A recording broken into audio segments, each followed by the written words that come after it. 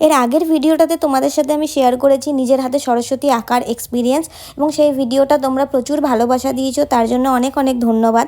আজকে তোমাদের সাথে শেয়ার করছি নিজেদের ঘরের পুজোটাকেই ছোট্ট থেকে কিভাবে আরও সুন্দর করে করে তোলা যায়, সেইটারই একটা ছোট প্রচেষ্টা। আমরা সবাই বাড়ির সবাই মিলেই এই প্রচেষ্টাটা করেছি। কিছুই না, দুটো শাড়ি দিয়ে একটুখানি শাড়িগুলো ঝুলিয়ে, টুনি বাল্ব ঝুলিয়ে একটা ছোট প্যান্ডেলের মতো করেছিলাম, যেটাতে দেখতে খুবই সুন্দর লাগছিল।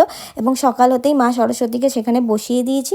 আর এরপরে আমার ফেভারিট পার্টটা চলে আসে আলপনা দেওয়া। যে কোনো পুজোতেই আমি কিন্তু খুব এক্সাইটেড থাকি আলপনা দেওয়ার জন্য। তাই সকাল সকাল চান ঠান করে একদম রেডি হয়ে যায় যে কতক্ষণে আলপনা দেব। আর আলপনাটা বেশ সুন্দর একটা ফুলের ডিজাইন এবং হাঁসের ডিজাইন করেছিলাম, যেহেতু আমাদের সরস্বতী ঠাকুরের বাহন হাঁস, সেই জন্য হাঁসের নিয়েই একটা কলকা আমি তোমাদের সাথে শেয়ার করছি এই আলপনার ডিজাইনে।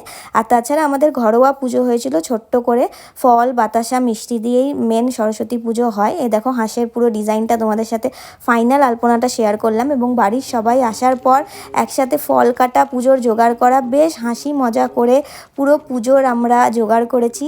এবং এরপরে ধুনো জ্বালিয়ে আমার কর্তামশাই বসে গেছেন পুজো করতে। আমার কর্তাই পুজো করেছে এবারে সরস্বতী পুজো, আর খুব সুন্দর করে ওই পুরোটা একদম পুজো টুজো করেছে। আর আমাদের অঞ্জলি হওয়ার পর প্রায় দুপুরই হয়ে গেছিলো, তো সবাই একসাথে খাওয়া দাওয়াও হয়েছে দুপুরবেলা। আজকে শেয়ার করলাম তোমাদের সাথে আমি আমাদের ঘরের পুজোর ছোট একটা ভিডিও।